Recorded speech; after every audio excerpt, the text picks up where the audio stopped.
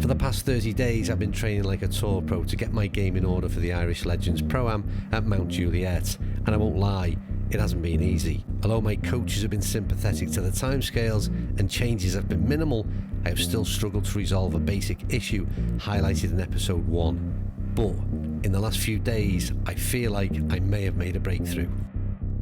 Once again, thank you to Primeut for supporting this series.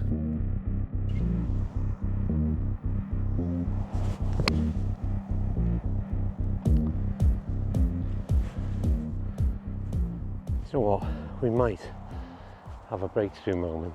Yeah, we're nearly there, and only the last few practice rounds before the big day. And I've got to say, the last round I played off camera, I kind of felt that maybe there was a slight breakthrough in the swing tweak I've been trying to make. That remains to be seen after a few holes here this morning, but I'll tell you what that swing tweak is and how I feel about my overall game in a little bit of an update and an assessment of where I'm at.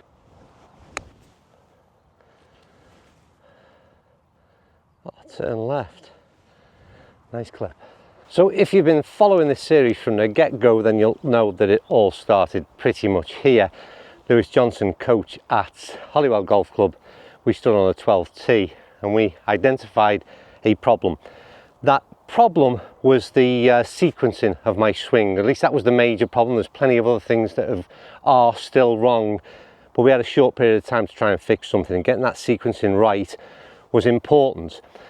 We set about work, and it had an immediate impact, but I still struggled in many ways. And today I'm going to reveal what I think is a breakthrough for me individually, something that I worked out for myself that helps me with that sequencing and has me hitting better golf balls. I think, at least. We'll find out in these next few shots.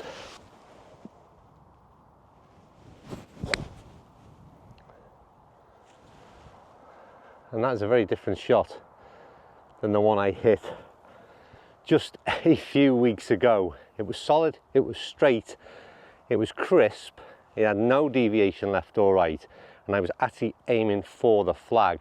And when we started here, people will recall, I was always aiming left of the flag, looking for a cut. If that cut didn't happen, arguably most of the time I would leave my ball left side of the flag. We've changed things significantly. What were those changes? What am I doing differently here that has made a breakthrough for me? Maybe it's just in the head, but it's changed things significantly. So the one thing it has done in terms of my swing is I'm a little bit longer. Always kind of that fade is a weaker shot. And whilst it's not drawing this ball, it's a more straight, solid ball flight. Yeah, it's got, oh jeez, seriously. I played here in a comp the other day and three-putted that. Anyway, the key is it's all about me being able to get to my left side quicker. So start in the downswing with my hips rather than my hands, which has been a major problem for several years. I start with the hands and then I look to sort of cut across the ball, holding off it, and that produces the fade. It's fine, and it's been good, and it's fairly consistent, fairly controllable, but it wasn't great, and I thought it was time I rectified that situation. And that first problem was the sequencing, starting with the hips, the ground up really, I suppose, with the downswing, and I've just done a little something just a little bit different that has made that a little bit easier.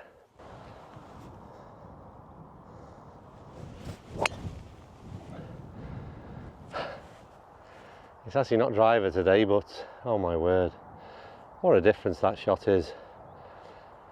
The ball flight is just so different, and I keep saying the same thing. It's that no curvature, very much straight. I think I said that this isn't driver today, but I just wanted to see if I could hit one down that sort of tight, narrow gap and feel like I've got control of the club head. And I'll explain to you now what it is that I'm doing differently, because I keep teasing this idea that there's a change, but also kind of questioning if that is actually working. Now I've hit one with the big stick, using that same adopted technique. I'll explain to you exactly what it is.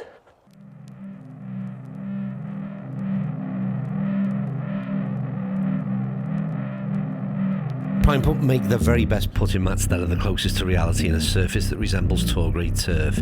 This is as realistic as it gets, and with speeds that measure between 9 and 11 on the stimp, you can be assured that your putting practice can make a huge difference when stepping out onto the golf course and into reality.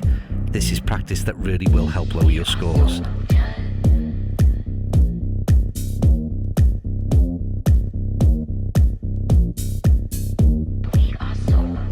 Thank you to Primeut for their support on this journey. Please find out more on the link in the description.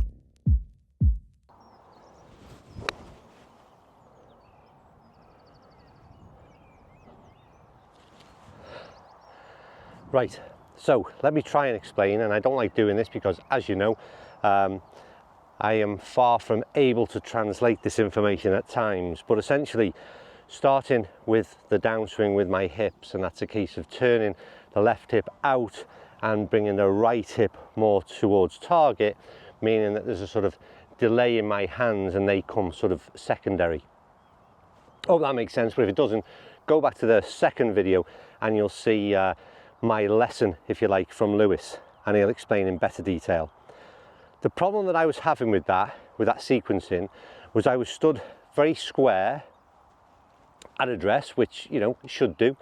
But I found I was kind of like trapped almost, and that was because I wasn't clearing that left side very well. It was something I spoke to Lewis about, and we carried on trying to get me to move onto that left side quicker and open out those hips. And like I said, it just wasn't quite happening. He told me to get the sensation there was an opportunity to sort of open the left side a little bit at address. So I'd be standing what I would consider to be, and again, whether I'm doing it is another thing, and you can watch back on the video on that kind of chip shot there. I'm standing a little bit open, but everything else I'm doing is exactly the same as what I was trying to do, which was still move to the left side, still keep their hands and club head very much sort of the last in the sequence. And it's made a huge difference, because I don't know whether it's down to flexibility, and people have talked about this before, but my ability to just turn the hips with a sort of already open stance has just allowed it to be so much easier. And what it hasn't done, it hasn't meant that I've then, with an open stance, you've potential to obviously sort of cut the ball, slice the ball. It hasn't happened. And again, whether it's just unique to me and the way I swing the club and the way I deliver the club head, I'm delivering the club head square. And that's the interesting bit. So I'm able to comfortably, because I seem more comfortable with a kind of open stance. This was something we identified early on, again, video 2. And again, don't know how it works in the brain, but I feel a lot better when I'm slightly open and I'm delivering that club head in the same way. And so far, it's helped me not just off the tee and with irons and with wedges, but just down to this kind of thing. Even in the shorter game, it's just made it so much easier. And it's like it's a bit of a light bulb moment, and I feel like it's really working. Well, that wedge shot was closer than I thought. Very nice indeed. I would sort of translate into my shorter game, going back to the lessons with Tom, in this kind of situation, he was encouraging me to use the bounce of the sole more and play the ball a little bit forward in the stance, whereas I was sort of hands forward, ball at the back of stance. Major change. But again, I found having this kind of open stance, again, has allowed me to rotate better, and just in the same way as it's helped me with the long game, it's also allowed me to chip better. And this hole, even though that was, again, just clipped it a little bit heavy, I just get over to that sort of left side quicker. It's crazy. And like I said, it's only a minor tweak, and this is something that I've sort of found out myself. And as I said, when I'm certainly on the tee or playing an iron in, maybe it's not as open as what I've just played there, but it's certainly helped me. I like I said, I'm no genius when it comes to swing techniques and concepts. All I do know is this change has helped me, and that little minor adjustment has helped me adjust, and like I keep saying, it's working. One of the things throughout this 30 days that has definitely been more enjoyable, somebody mentioned, Lewis, Tom, I don't know which one it was, about practicing with purpose. and just trying to do something with your golf swing. I've long been an advocate of, look, just enjoy the game, and that's where my head's been at. But I found a balance over this 30 days where I actually enjoy trying to be a better golfer, and I can still enjoy the game at the same time. So I don't ever want it to sort of take over my enjoyment and become down because I'm not playing well. I don't want to go back to there. That's where how I used to play golf, very competitively. But I've also, like I said, enjoyed sort of concentrating and, like I said, trying to do things a little bit better each time I go on the golf course.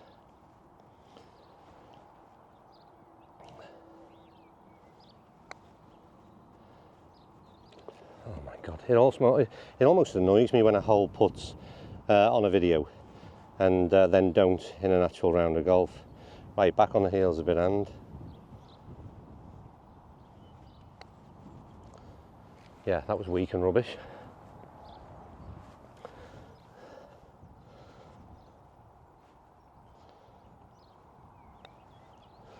That was a bit of a break, and that would have been a birdie. That was the birdie ball. So ironically, birdie 12, birdie 13. Yeah, it is working, isn't it?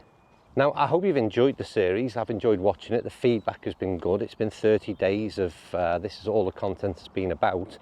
And very much because of the feedback, considering carrying on in some sort of another series, and how I can perhaps move further in terms of my own game and practice with purpose.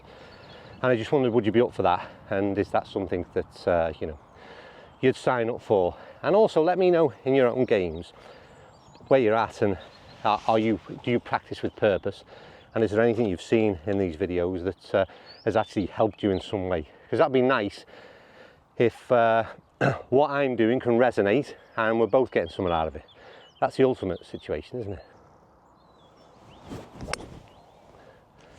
I mean, that's a 7 wood, by the way. It's so crisp.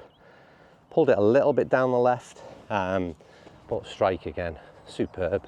And on that kind of pull left, I think one of the issues I'm going to have is just committing to this when I get to the Mount Juliet Pro-Am, because it's going to be easy if things go wrong to resort to kind of what I know, what I'm comfortable with.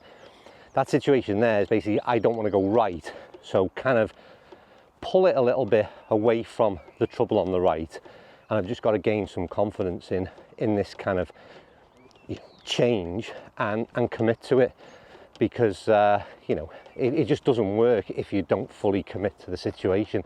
And that's the first one, like I said, where I've clearly pulled it left rather than having sort of faith and belief in the swing. Do you know what? I think we'll kind of leave it there. I hope that video made sense to you. It's probably a video that was more about making me feel better in sort of reaffirming, confirming that swing tweak works. Like I said, I've been doing it kind of the last few rounds off camera.